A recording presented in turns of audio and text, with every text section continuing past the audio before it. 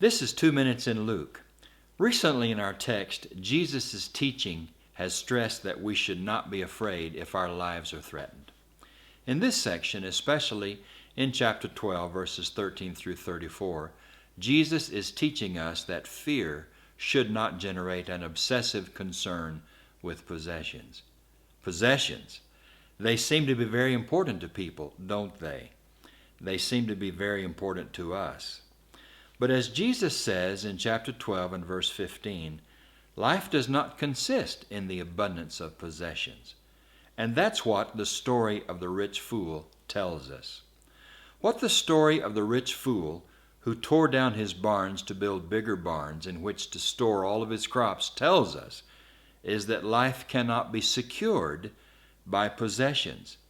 He was a fool because he thought they secured his life for many years to come. But when his life ended, his possessions were scattered. They were of no use to him.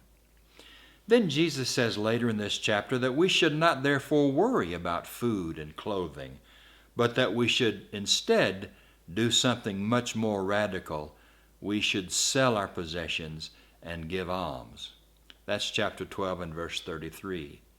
He also reminds us that we have a gracious Heavenly Father who knows what we need and who will provide what we need. But I want to close with the notice of verse 31. Instead of worrying about the things of this life, Jesus says we should strive for God's kingdom, and all these other things that we tend to worry about will be added to us as well. But here's a deep truth in this verse.